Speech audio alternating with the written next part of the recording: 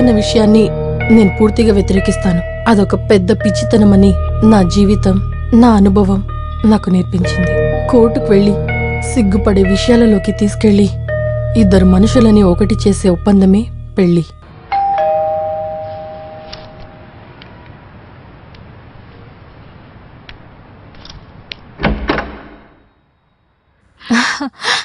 ఏంటి సడన్ గా వచ్చేసావ్? ఫోన్ చేసి చెప్పిండొచ్చు కదా మనోజ్, నేను తినడానికి ఏదైనా రెడీ చేసేదానిగా. రండి నాన్నా. అమ్మని తీసుకురాలేదే? వాడికి ఊపిరి సలపని పని అనుకో. వీడు వచ్చాడు గనక వీడి చుట్టూ తిరుగుతున్నాడు అంతే. అమ్మని చూసి చాలా రోజులవుతోంది. వీరు ముందుగానే చెప్పుంటే నేను కూడా వచ్చేదాన్ని. నాన్న మీరు కూర్చోండి, నేను టీ తీసుకొస్తాను. మనోజ్ తినడానికి ఏదైనా తీసుకురండి. సరేనమ్మా, నాకు కాస్త ఆకలిగా ఉంది. నువ్వు వెళ్ళి ఏదైనా తీసుకురా. లేదు, నేనిక్కడ లేకపోతే అది. అలాగైతే నువ్వు ఇక్కడే ఉండు, నేనే వెళ్ళా. వద్దు.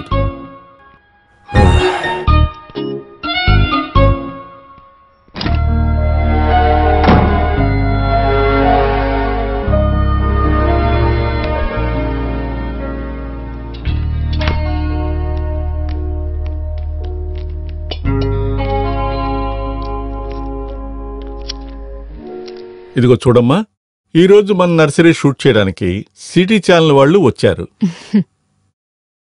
వాళ్ళకి నా ఇంటర్వ్యూ, రమణి ఇంటర్వ్యూ కావాలి. కానీ నేనేదైనా మాట్లాడుతుంటే తను ఒప్పుకుంటుందా? నేనేదైనా మాట్లాడేటప్పుడు మధ్యలో తను మాట్లాడుతుంది. అలా మాట్లాడితే తనకు సంతోషమని నాకు తెలుసు. కానీ వినేవాళ్ళు ఏమనుకుంటారు? తన నాన్నగారి నర్సరీ ఏదో నేను కాజేసినట్టు. కానీ నిజమే అది కాదు కదా. సంవత్సరం పాటు దాన్ని క్లోజ్ చేసి ఓపెన్ చేసిన తర్వాత నేను టేక్ ఓవర్ చేసుకున్నానని ఛానల్ వాళ్ళకి చెప్పలేను కదా.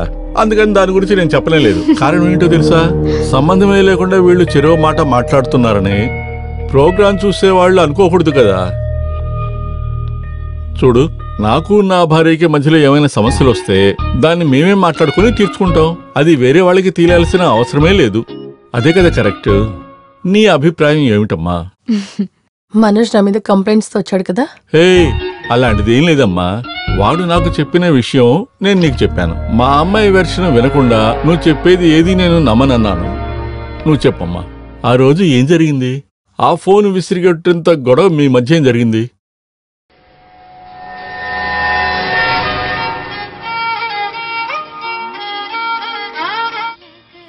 ప్రియన్, ఏంటయ్యా ఇది?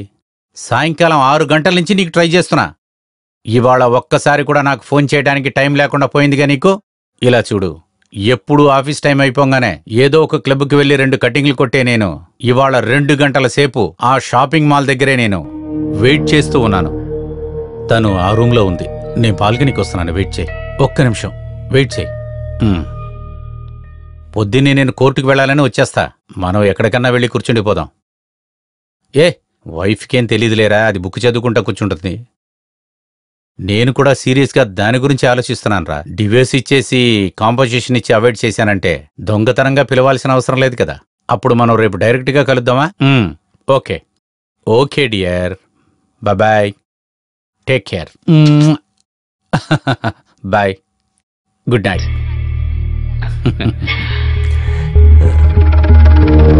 ప్రియనే, ఒక్క పని చెప్తే సరిగ్గా చేయడిగా. సాయంకాలం అయితే మందు కొట్టడం తప్పితే వేరే పనేది చేయడిగా. చెప్పి చెప్పి విసుకొస్తుందిగా. నువ్వు ఇంకా నిద్రపోలేదా? అంటే అది ఇంకా ఈజీగా ఉంటుంది కదా.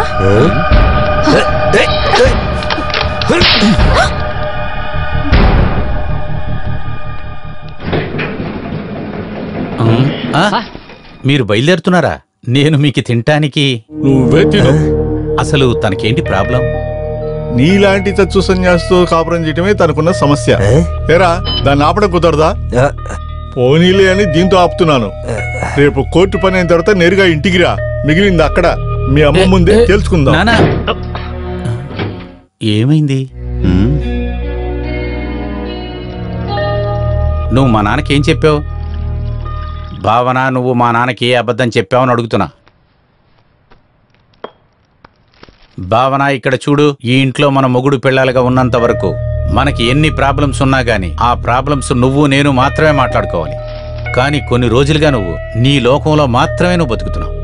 నీ మనసులో ఏముందని నాకు తెలిస్తేనే కదా నేను ఎలా ఉండాలో తెలుస్తుంది. నా మనసులో ఏముందో తెలుసుకుని దానికి సరిగ్గా మీరు చేయాల్సిన అవసరం లేదు. ఆ కాలం ముగిసిపోయింది. ఇంతకంటే ఎక్కువగా గొడవ పెట్టుకునే కుటుంబాలున్నాయి. వాళ్ళందరూ కలిసిమెలిసి ఉంటూనే ఉన్నారు కదా. మీరదంతా ఈజీగా మర్చిపోతారు, కానీ నా వల్ల కాదది. ఎప్పటికీ కుదరదు. ఆ రోజు నేను చెప్పినట్టు మీరు వినుంటే నా బిడ్డ మురికి బట్టలు విప్పేసి కొత్త బట్టలు వేసుకోవడమే కదా మీ బతుకు. ఉతికిన బట్టలు ఆయన చేసుకుని వేసుకుని కోర్టుకు వెళ్లడమే కదా మీకు తెలుసు. జ్ఞాపకం లేదు, బాధ లేదు, మీకు సంతోషం మాత్రమే కావాలి. అందుకే ఏ దారైనా మీకు పర్లేదు. నువ్వు చెప్పేది ఏం అర్థం కావట్లేదు. మీకు అదే అర్థం కాదు. ఒక ప్రాణాన్ని బొమ్మలాగా తీసి పారేశారు, మీకు తెలీదు. నా జీవితం ఇలా మారిపోయింది కూడా మీకు అర్థం కాదు. నా పరిస్థితి తెలిసి కూడా మీరు సుఖం సంతోషాన్ని వెతుకుంటూ వెళ్తుంటే దాని ప్రతిఫలం అనుభవించేది నేనేనని మీకు ఎప్పటికీ అర్థం కాదు.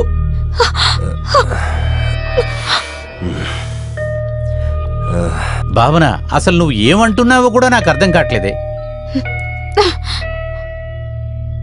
అక్షరం అన్నది మన కళాచారం నుంచి పుట్టిందే. ఒక మనసు పయనం ఎలా సాగుతుందన్నది తెలియజేస్తుంది. మాట్లాడకూడదని మనం ఒకరితో అన్నప్పుడు ఆ వ్యక్తి మాటల అధికారాన్ని లేకుండా చేయడం మాత్రమే కాదు, వారి మీద మనం అధికారాన్ని కూడా చూపిస్తాం. నేనున్నప్పుడు నువ్వు మాట్లాడకూడదని ఒక భర్త చెప్పినట్టే అర్థం. నేనున్నప్పుడు నువ్వు మాట్లాడకూడదని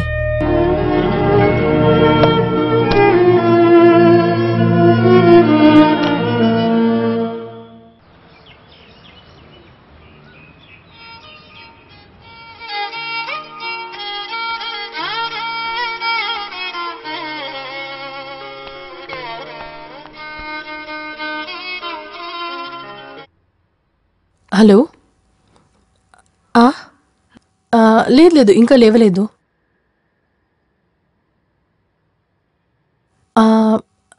లేవగానే కాల్ చేయమని చెప్తాను. ఓకే.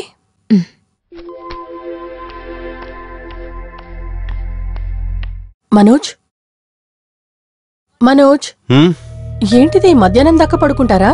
కోర్టుకు వెళ్ళారా? 8 అవుతుంది. ఉదయం నుంచి మీ ఫోన్ ఆగకుండా మోగుతూనే ఉంది. ఆఖరికి ఇప్పుడు నేను అటెండ్ చేశాను. ఆఫీస్ నుంచి ప్రీతి చేసింది. ఈ రోజు విలాసిని మర్డర్ కేసు విచారణ ఆరంభమట. మీరు త్వరగా వస్తారని అడగడానికి చేసింది. త్వరగా బ్రష్ చేసి స్నానం చేయండి, నేను బ్రేక్ఫాస్ట్ రెడీ చేస్తాను. భావన, నాకు ఒక సందేహం.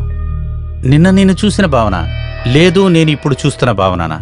ఈ రెండిట్లో ఏ భావన నిజమంటావు? ఇవన్నీ అడగడం మానేసి ముందు కోర్టుకు బయలుదేరండి.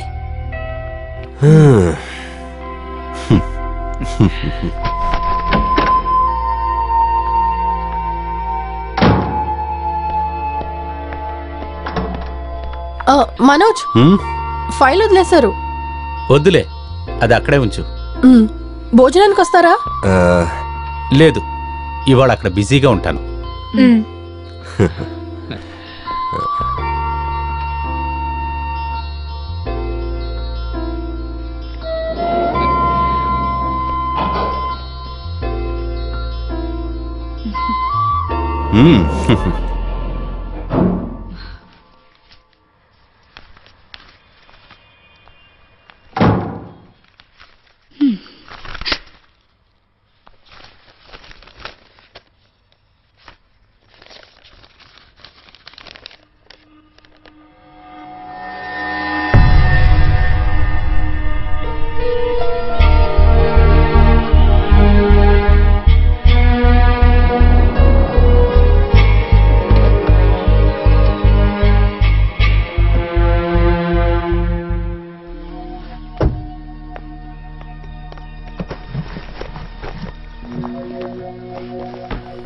మాయా,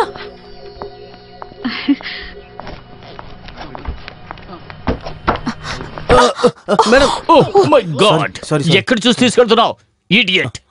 ఆ వస్తువుల విల ఎంతో నీకు తెలుసునా? సారీ సార్, మేడం తెలియకుండా గుద్దేశారు, అందువల్ల కింద పడిపోయింది సార్. నిలబడి మాట్లాడుతూ ఉండకుండా తీసుకెళ్ళు. అయ్యో, ఐఎమ్ సో సారీ. అంతా వేస్ట్ అయిపోయింది. మాయని చూసి పరిగెత్తుకుంటూ వస్తూ దీన్ని చూసావా? దీని అట్టం చూసావా? ఎలా బుడ చేసిందో? దీంట్లో ఒక్కొక్క పేజీ విడివిడిగా వచ్చేస్తుంది. స్టూపిడ్. మాయ ఎక్కడా? సారీ మేడం, తమాషా చూడకుండా వెళ్ళి తీసుకెళ్ళవయ్యా. సరే సార్. ఛ, ఎంత జాగ్రత్తగా తీసుకువెళ్ళవలసిన వస్తువులు ఎలా చెల్లా చెదరగా పడేస్తున్నారు.